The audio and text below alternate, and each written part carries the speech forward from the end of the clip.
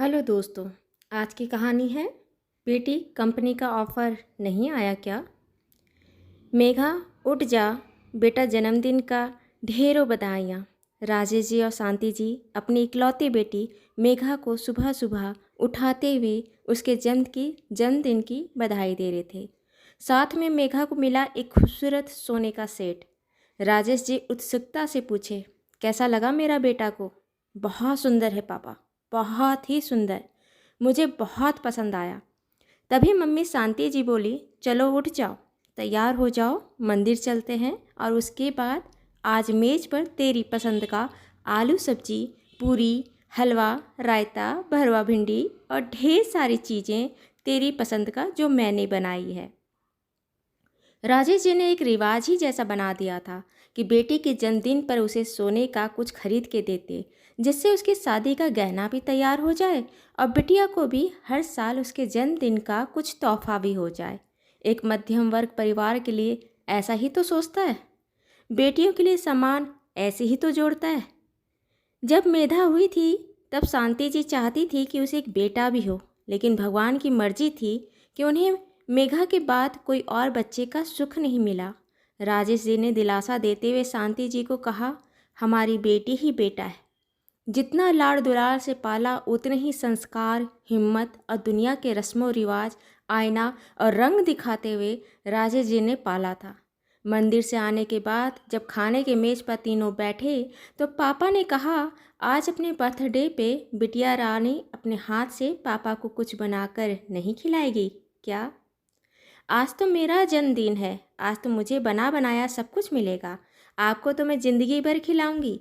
तो राजेश जी ने गंभीर होकर कहा, नहीं बेटा, जब तक तुम हमारे पास है तभी तक हम खा पाएंगे। अगर तुम शादी करके अपने ससुराल चली जाएगी तो फिर हम तो तेरे घर का पानी भी नहीं पिएंगे। हमारे घर परिवार का ये रिवाज है। क्या पापा, आप कौन सी दुनिया में जी रहे हो? आपके ज़माने में या आपसे पहले भी क्या लड़कियां इतना पढ़ना लिखना खेलना कूदना करती थी क्या? आज ज़माना बदला तो आप भी ज़माने के साथ साथ बदले और मुझे इतनी आज़ादी से पढ़ना लिखना और खेलने दिया। जब वो बात बदल सकती है फिर आप ये सोच क्यों नहीं बदलते? लेकिन जो बदलाव इंसान खुद से लाता है वह बदलाव होता है, लेकिन जो नहीं बदलना चाहे उसका क्या कर सकते हो? राजेश जी का सोच एक पुराने और नए ज़माने की मिली-जुली सरकार थी। खैर, इसी तरह हंसते खेलते दिन निकल गए और 3 साल बाद एमबीए करने के बाद मेघा की नौकरी एक बहुत बड़ी कंपनी में 1 लाख के पर महीने की सैलरी में हो गई। उन्होंने अपने माँ पिता को बताई। माँ पिता तो बहुत खुश हुए, लेकिन अगले ही पल बोले कि बेटा, अब तेरे लिए एक अच्छे लड़के की खोज करनी पड़ेगी। तेरी शादी कर अपनी जिम्मेदारियों से मुक्त हूँ। मेघा ने साफ साफ लफ्ज़ों में कही। अभी नहीं पापा, अभी मैं सिर्फ 23 साल 7 महीने की हूँ। अभी कम से कम मैं 3 साल शादी नहीं करूँगी, चाहे आप कितना भी कहें। कई बार कहने के बाद भी मेघा शादी के लिए तैयार नहीं हुई। हार कर राजेश जी और शांति जी ने कुछ बोलना ही छोड़ दिया। मेघा ने सिर्फ एक बात कही, 3 साल मैं सिर्फ काम करूँगी, आप लोगों के साथ रहूँगी और एंजॉय करूँगी। नौकरी करते हुए मेघा को 8 महीने हो गए। एक दिन घर आकर उसने अपनी माँ और पिता को कहा, पापा, अपने अपने पासपोर्ट साइज और अपनी कुछ डॉक्यूमेंट तैयार रखना, कल हम पासपोर्ट बनवाने जा रहे हैं। राजेश और शांति जी हैरान, पासपोर्ट क्यों?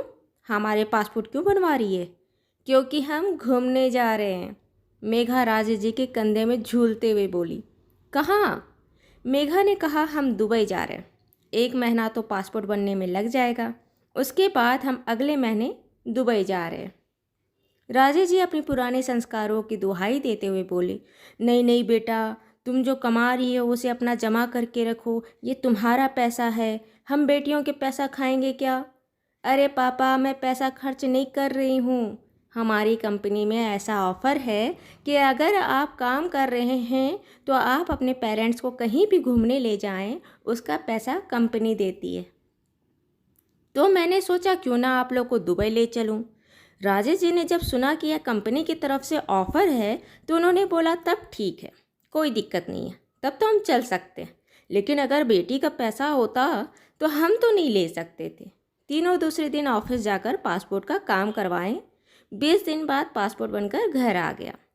सही तारीख पर राजेश जी, शांति जी और मेघा तीनों दुबई की फ्लाइट पकड़कर उड़ चले। दुबई पहुंचने पर एक 3 सितारा होटल में लॉगिन की। इतना बड़ा ऊंचा होटल शांति और राजेश जी बॉम्बे के बड़े बड़े होटल इमारत देखे थे, लेकिन यह तो उससे भी बड़ी है। सर उठाकर ऊपर तक देखो, तब जाकर इमारतों की चोटी दिखती है। कहीं तो पानी का स्रोत नहीं था, तालाब, नदी, कुआं नहीं था, लेकिन पानी की कमी नहीं थी। एकदम मरुस्थल था, लेकिन क्या गजब का तरक्की किया था इस देश ने। सोने के गहनों की दुकान में इतनी बड़ी बड़ी सोने के गहने, शांति देखते रह गई। और ऊपर से कोई टैक्स नहीं सोने में, पूरा देश ही टैक्स फ्री था। 4 दिन की छुट्टियां घूमते फिरते खाते पीते निकल गया। दुबई की 4 दिन की छुट्टी कैसे निकल गया पता ही नहीं चला। वह लौट के फिर इंडिया वापस आ गए। फिर से वही पुरानी दिनचर्या। मेघा अपना ऑफिस, राजेश और शांति जी अपनी ज़िंदगी में पुराने दिनचर्या में ढल गए। 6 महीने बाद मेघा फिर से उन्हें सिंगापुर लेकर गई। सिंगापुर में जाकर उन्होंने डिज्नीलैंड देखा। जहां इंडिया के छोटे शहर में वह रहते थे, वहां पर तो डिज्नीलैंड मेले के नाम पर एक ग्राउंड में छोटा सा मेला लगता था, जिसमें प्याज काटने वाली मशीन, मेवे काटने वाली मशीन, कुछ झूले जिसमें बच्चे झूलते थे, पाव चाट के ठेले। शांति जी आंखें बड़ी बड़ी कर देख कर यह कही, डिज्नीलैंड इतना बड़ा और इतना खूबसूरत भी होता है। राजेश जी और शांति जी के तो वह सपने पूरे हो रहे थे जो उन्होंने आँख खोलकर भी नहीं देखे थे, और उनके वह सपने पूरे कर रही थी उनकी बेटी, जो सपने उनका बेटा भी पूरा नहीं कर पाता। खैर, सिंगापुर की छुट्टियां बिताने के बाद इस बार मेघा अपने ऑफिस के काम में बुरी तरह उलझ गई। 8 महीने हो गए थे और इस बार वह राजेश जी और शांति जी को एक बार भी नहीं बोली कि हम कहीं घूमने जा रहे हैं।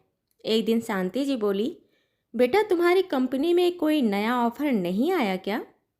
मेघा लैपटॉप पर काम करते हुए बोली, ऑफ़र? कैसा ऑफ़र? तो राजेश जी बोले, वह तुम्हारी कंपनी वह ऑफ़र देती है ना, अपने पेरेंट्स के घुमाने के लिए ऑफ़र। बोलते बोलते अटक गए राजेश जी।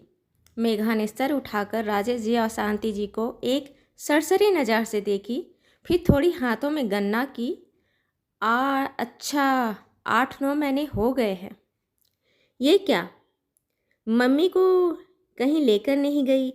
और मेघा ने ऐसे ही पूछ ली, इस बार कहाँ जाने की इच्छा रखते हैं? कुछ मन में सोचा है? कहाँ जाना चाह रहे हो? बेटा, वह तो कल हम पिक्चर देख रहे थे ना, शाहरुख खान वाली, जिसमें पता है वह बर्फ़ वाली जो जगह थी जिसमें वह लड़की फिसल रही थी, बच्चे बर्फ़ के गोले बना बना कर एक दूसरे पर फेंक रहे थे। बड़ा अच्छा लग रहा था। मैंने कभी ऐसा बर्फ़ गिरते नहीं देखी है। बर्फ़ पर फिसलने का बड़ा मन है। शांति जी ये सब बड़े उत्सुकता से कह रही थी। तो कोई देश के बारे में सोचा है जहाँ यह बर्फ़ ऐसा गिरता हो? मेघा भी थोड़े मज़े ले रही थी। वह भी देखना चाह रही थी कि उसके मन में क्या चल रहा है। राजेश जी बोले कि मैंने शायद सुना है कि वह स्विट्ज़रलैंड है जहाँ ऐसा बर्फ़ होता है।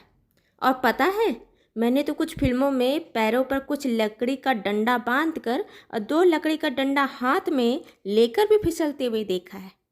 इस पर राजेश जी ने कहा। मेघा की हंसी निकल गई, फिर भी खुद को संयत की। पापा, वह सीखने में बहुत समय लगता है। उतना समय तो हमारे पास नहीं रहेगा, पर आपने अच्छा याद दिलाया। 4-5 दिन के लिए फिर ट्रिप करते हैं। बात खत्म हुई और उस दिन मेघा जब अपने ऑफिस में काम कर रही थी तो अकस्मात उसे पापा मम्मी की बात याद आ गई और वो हंस पड़ी। उसके बगल में बैठे उसके साथ काम करने वाली उसके दोस्त सपना ने जब उसे इस तरह मुस्कुराते हंसते हुए देखी तो मैं बोली, मेघा इस तरह हंस क्यों रही हो? तो उसने मुस्कुराते हुए कहा, बस ऐसे ही हंसी आ गई। पता है, मेरे माँ पापा का पूरा जीवन मेरा जीवन संवारने में लग गया। मेरा बड़ा मन था कि मैं उनके लिए कुछ करूं, पर एक बात मुझे समझ में आई कि यह जो समाज का नियम है उसकी वजह से मैं वह नहीं कर सकती उनके लिए जो मैं चाहती हूं। तो एक मैंने तरकीब निकाली। मैं अपने पापा को पहली ट्रिप दुबई लेकर गई और यह कही कि हमारी कंपनी में यह ऑफ़र है कि जो कर्मचारी काम करते हैं वो अपने पेरेंट्स को लेकर भी घूमने जाएं तो उसका खर्च कंपनी वहन करती है।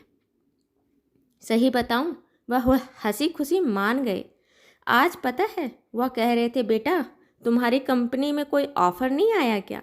मेघा हंस पड़ी और साथ में सपना भी। पता है सपना, कंपनी के ऑफ़र के नाम से ही सही, पर वो आज किसी बच्चे की तरह मचल कर बोल रहे थे, माँ और पिता हम वही होते हैं। आज वो जैसे जितने रूखे और बिना शौक के जीवन जीने वाले दिखते हैं ना, वो जीवन की जिम्मेदारियों को पूरा करते करते हो जाते हैं। सपना कही, मेघा देखना, कंपनी के ऑफ़र में दोस्त का भी घूमना आता है, तो मुझे भी साथ ले ले। मेघा बोली, कंपनी वाले बोलेंगे मैडम आप तो जाओ, आपको तो ऑफ़र देते देते हम दिवालिया हो जाएंगे। कहते हुए मेघा दोनों हाथ जोड़ दी और दोनों खिलखिलाकर हंस पड़े। दोस्तों, आपको मेरी कहानी कैसी लगी? अच्छी लगी हो तो इसे लाइक करें, शेयर करें, सब्सक्राइब करें। और हाँ, मिलते हैं एक नई कहानी के साथ एक छोटे से ब्रेक के बाद। धन्यवाद।